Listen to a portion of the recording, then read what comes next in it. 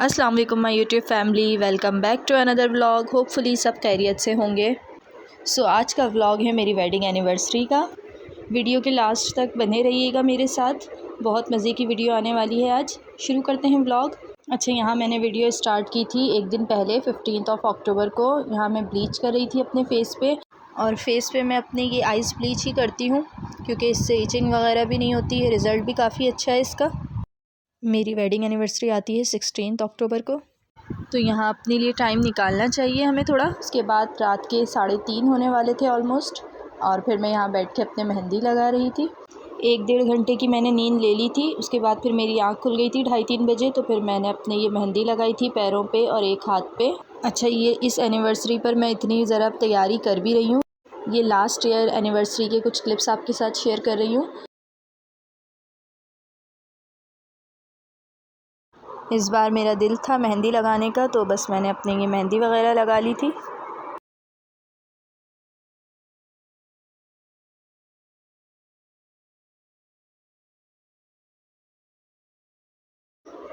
यहाँ मैंने हस्बैंड के लिए बुके मंगवा लिया था रात में ही, और सुबह जब हस्बैंड आए नाश्ता लेकर तो फिर हमने नाश्ता किया। साथ में मैंने उन्हें ये बुके दे दिया था।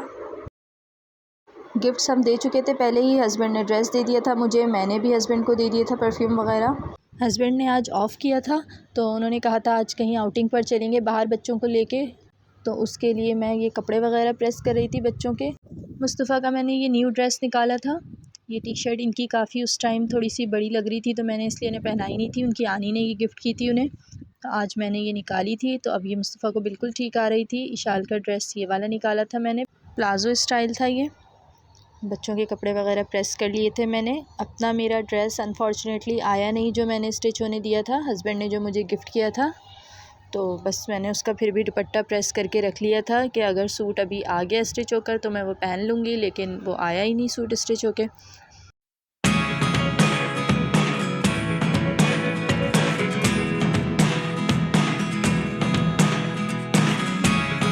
Never really know what's going on. Look at me sometimes. बच्चे स्कूल से आ गए थे। इशाल सो चुकी थी खाना खा के, और मुस्तफ़ा नहीं सोए थे, तो फिर मैंने मुस्तफ़ा को पढ़ने बिठा दिया था। और फिर इशाल 1 घंटे बाद सो के उठ गई थी, तो फिर मैंने इशाल की भी मेहंदी लगा दी थी हाथ पे। रात में जल्दी सो गई थी इशाल क्योंकि सुबह स्कूल जाना था, वरना मैं रात में ही लगा देती इशाल की मेहंदी। अच्छा सा कलर भी आ गया था इशाल का थोड़ी सी देर में ही। बहुत शौक़ है इशाल को भी मेहंदी का, नेल पॉलिश का। लेकिन मेरा एक हाथ खाली रह गया था, तो मैंने फिर अपने एक हाथ पे लेफ़्ट हैंड से लगा ली थी। बस डिज़ाइन वगैरह नहीं लगा पाती उससे इतना ज़्यादा सफाई से, तो फिर मैंने बस ये बंच बना लिया था छोटा सा। उसके बाद फिर हम लोग रेडी हो रहे थे। ये देख सकते कितना मैस हो रहा है यहाँ पे। सब साथ साथ मेकअप भी चल रहा था। बच्चों को जल्दी जल्दी मैंने दूध गर्म करके दिया, ताकि बच्चे इसी टाइम दोपहर में दूध पीते हैं, तो जल्दी से बच्चों ने दूध पी लिया था। यहाँ मैं रेडी थी, हस्बैंड भी रेडी हो चुके थे।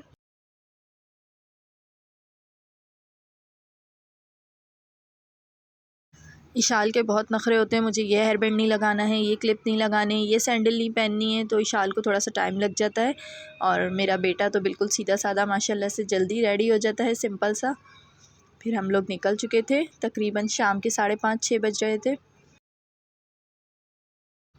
अच्छा, हस्बैंड का हमेशा की तरह वही प्लान था रेस्टोरेंट जाने का, लेकिन फिर उन्होंने कहा बच्चों को थोड़ा आउटिंग करवा लेते हैं, तो हम चंकी मंकी आ गए थे। अल्हम्दुलिल्लाह आज बच्चे भी बहुत खुश थे, मैं भी खुश थी। अल्लाह पाक बस नज़र से बचाए, इसी तरह सबको खुश रखे, आबाद रखे। अच्छा, मेरे हस्बैंड की एक ही आदत बहुत अच्छी है कि जब भी वो हमें बाहर आउटिंग पे ले जाते हैं ना, चाहे वो कितने ही टाइम बाद जाएं हम, लेकिन जब भी जाते हैं तो फिर वो दिल खोल के ख़र्च भी करते हैं हम पे, और जो है ना, जो हम कहते हैं हमें वो खिलाएंगे भी, करवाएंगे भी इंजॉयमेंट। और एक ही जगह पर जाना उनको पसंद नहीं है। वो कहते हैं अलग अलग जगह ट्राई करनी चाहिए, सब जगह का एनवायरनमेंट और खाना वगैरह भी टेस्ट करना चाहिए। तो इसलिए तकरीबन हम लोग हर दफ़ा अलग अलग ही जगह चूज़ करते हैं जाने के लिए।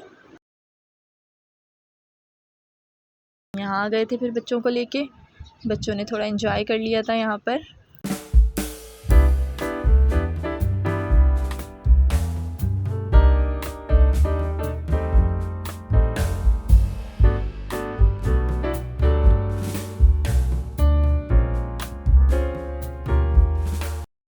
विद इन 1 आवर हम यहाँ से फिर वापसी के लिए निकल गए थे।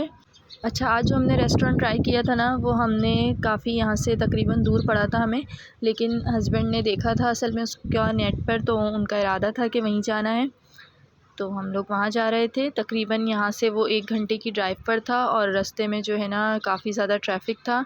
मैप मैंने ऑन किया हुआ था तो काफ़ी ज़्यादा ट्रैफिक शो हो रहा था, तो हमें वहाँ पहुँचने में काफ़ी टाइम लग गया था। असल में फ़र्स्ट टाइम गए थे, लोकेशन का इतना आइडिया नहीं था, तो फिर एक ट्रेजेडी ये हुई हमारे साथ।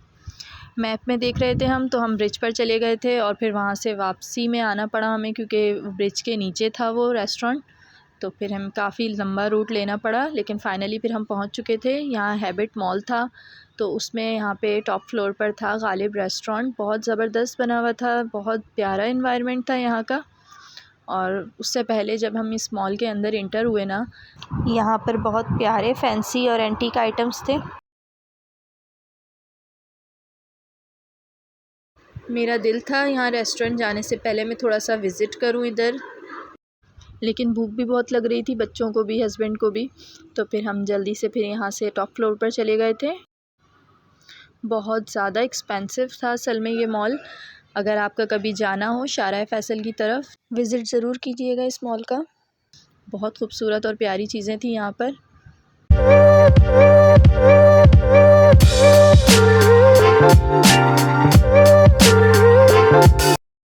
और फाइनली फिर हम आ चुके थे यहाँ पर रूफ़ टॉप पर। यहाँ पे रेस्टोरेंट बना हुआ था, गालिब रेस्टोरेंट का नाम था।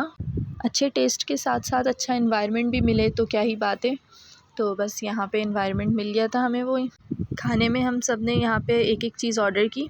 हस्बैंड ने मुझे पहले ही सख्ती से ताकीद कर दी थी कि मुझे राइस बिल्कुल नहीं मंगवाने, क्योंकि उनको पता है मैं यहाँ आकर भी राइस ज़रूर मंगाऊँगी। उन्होंने कहा सेफ़्रॉन राइस ट्राई कर लो, लेकिन मुझे सेफ़्रॉन राइस ट्राई करना ही नहीं थे, क्योंकि मैं खाती ही शौक़ से वेजिटेबल फ्राइड राइस हूँ। तो फिर मैंने मना कर दिया था, स्किप कर दिए थे आज मैंने राइस। और फिर यहाँ हस्बैंड ने मुझे दिया एक सरप्राइज़ गिफ्ट, ब्रेसलेट उन्होंने मेरे लिए बनवाया था ऑर्डर पर, और मुझे बिल्कुल भी इस बारे में आइडिया नहीं था, तो मुझे बहुत ज़्यादा खुशी हुई एकदम से जब ये सरप्राइज़ गिफ्ट मिला मुझे। मैं तो समझी थी ड्रेस वो दे चुके हैं तो वो गिफ्ट हो चुका है, लेकिन फिर जब ये गिफ्ट मिला तो खुशी मेरी डबल हो गई थी। आप लोगों से रिक्वेस्ट है माशाल्लाह ज़रूर कहिएगा। फिर हमने थोड़ी देर पिक्चर्स वग़ैरह बनाई, तब तक हमारा ऑर्डर आ चुका था। मुस्तफ़ा ने नगेट्स मंगवाए थे अपने लिए, इशाल ने चिकन बर्गर मंगवाया था। वो अलग बात है कि इशाल ने हाथ भी नहीं लगाया चिकन बर्गर को। मैंने यहाँ पे ये वाइट कढ़ाई मंगवाई थी। हस्बैंड ने फ़िश टिक्का मंगवाया था और अल्फ्रेडो पास्ता उनको ट्राई करना था, तो उन्होंने वो मंगवा लिया था। इशाल ने बर्गर को बिल्कुल टेस्ट भी नहीं किया, बस थोड़ा बहुत खाया। बच्चों को ज़्यादा कोल्ड ड्रिंक चाहिए होती है, आइसक्रीम चाहिए होती है, बस इशाल ने ज़्यादा फ्राइज़ और कोल्ड ड्रिंक ही पी थी। अगर बात करें इस रेस्टोरेंट के टेस्ट की, तो मैं इसे 8 आउट ऑफ 10 मार्क्स दूँगी। अच्छा था टेस्ट। खाने से फ्री होके फिर लास्ट में मैंने ये ब्राउनी केक मंगवाया था, बहुत ही यम्मी और डिलीशियस था ये केक। अल्हम्दुलिल्लाह मेरी शादी को 9 साल हो चुके हैं।